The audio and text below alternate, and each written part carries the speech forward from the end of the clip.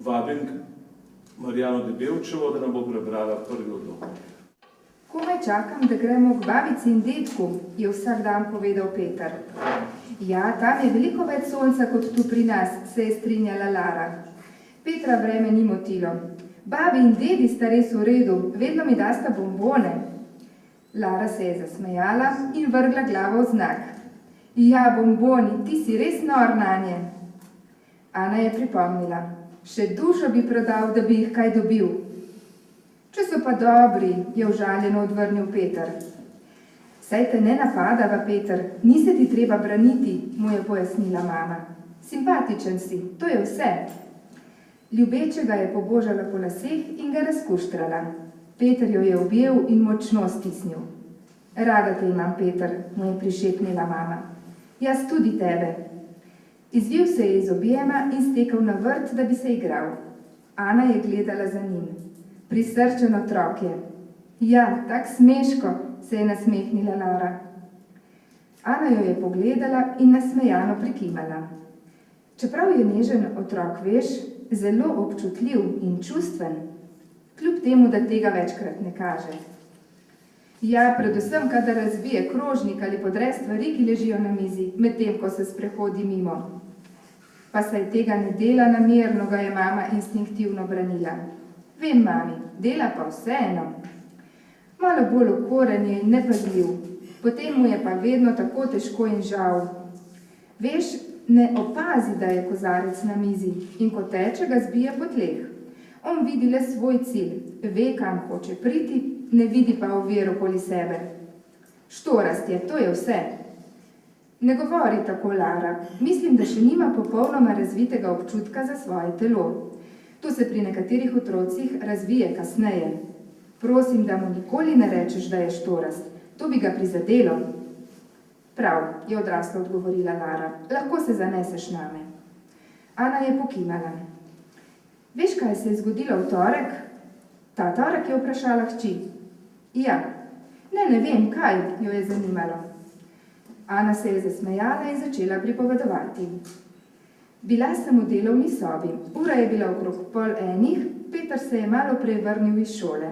Veš, ostalih še ni bilo. Lara je pokimala. Iskala sem neke papirje in kar naenkrat zaslišim tresk in nato Petrov glas. Glasno se je začela smejati in ob spominu na dogodek ni mogla nadaljevati. Lara je hitela spraševati. In kaj je bilo? Mama je med nasmehom pojasnila. Zaslišala sem Petra, ki je rekel, ojej, kaj sem storil. Že takrat se mi je ta njegova izjava zdela tako smešna. Mama in Lara sta se smejali. No, stekla sem v kuhinjo pogledati in videla, da je stresel celo kilo moke po tleh. Za trenutek se je zresnila, prijela se je za glavo in izdihnila. Oh! Potem je pogledala na smejano Laro in se je začela zopet smejati. Vem, da mi to govoriš, Liza, a vama nisem hotela nalagati novih opravkov. Že tako vaju ves čas prosim za pomoč in se žrtvujeta dan in noč. Liza je odkimala. Ne, draga moja, ne žrtvujeva se. Nama je v veselje, da vam lahko pomagava. Midva se darujeva. Ana se je začudila. Kakšna pa je razlika, je vprašala, ko se je napotila proti kuhinji, da si pripravi zajtrk. Liza in Rudi sta se spogledala. Rudi je snel očala z nosu in pojasnil, presenečen, da Ana tega ne ve. Razlika je v dojemanju, je odgovoril Rudi. Midva z Lizo nisva žrtvi, saj nisva bila prisiljena v pomoč. Prostovoljno sva se z vsem srcem odločila za to, je vskočila Liza. Rudi je pokimal in nadaljeval.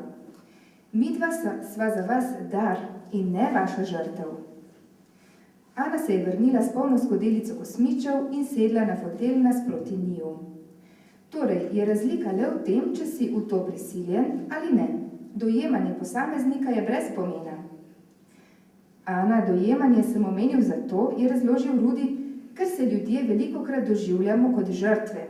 Naprimer, če mora moja Lizi vsak dan skuhati kosilo, lahko vidi sebe kot žrtev. Ne mislim, da je to velika žrtev, se razume, a počasi se lahko začne počutiti, kot da mi mora služiti. Ana ga je zbrano poslušala in žvečila kosmiče. Simpatično se ji je zdelo, da Rudi svojo ženo ljubkovalno kliče moja Lizi. Liza je nadaljevala. Lahko pa to vsakdanje dejanje razumem, kot da imam možnost, da se zanj darujem, da mu pripravim dar, dobro kosilo. In če razume svoje dejanje kot darovanje, ga opravi z veseljem in ljubeznijo, je Rudi dopolnil svojo ženo. Če pa dojema kuhinje kot žrtvovanje, je to breme. Ana je kimala in njuna razlaga se ji je zdela zanimiva. Aha, razumem. Potem takem, če vidim sebe kot žrtev, se počutim vedno bolj utesnjeno, razočarano in postajam vedno bolj sitna. Ja, točno tako je potrdil Rudi. In veš, Ana, veliko parov gre za to narazen. Žena reče, da se vedno žrtvuje, on pa nič ne stori zanjo in podobno. Ja, takšne zgodbe sem že slišala, je rekla Ana, pa nikoli nisem pomislila, da je bil problem le v njenem dojemanju. Liza se je sklonila naprej proti Ani, kot da ji želi povedati nekaj zaupnega. Tako je v Ani izvabila reakcijo, da se je tudi ona nagnila naprej in čakala, kaj ji ima tašča zapovedati. Je pa tu še en vidik cele zgodbe. Je bila radovedna Ana. Ni vse le v dojemanju. To je res pomembno, a pomemben je tudi drugi partner. Če se vrnem k primeru kuhanja za Rudija. Če me mož nikoli ne bi pohvalil, kako odlično kosilo skuham, bi mi veselje upadlo. Čeprav bi verjela, da se darujem zanj. Že res, da mora biti ljubezen nesebična, kar pomeni tudi, da od drugega ne smemo pričakovati pohvale. Kaj nam koristi, če delamo nekaj le zato, da bodo drugi opazili in nas pohvalili? To že ni prava ljubezen. To je sebična ljubezen. Ja, se strinjam. Čeprav moram priznati, da včasih naredim kaj samo zato, da bi se mi drugi zahvalili, je rekla Ana. Ja, vsi smo šibki v tem, se je zasmejal Rudi. Vsi ljudje smo se rodili sebični. To je samo ohranitveni nagon. Pomembno je le, da stremimo k nesebični ljubezni. Ana mu je vneto prikimavala.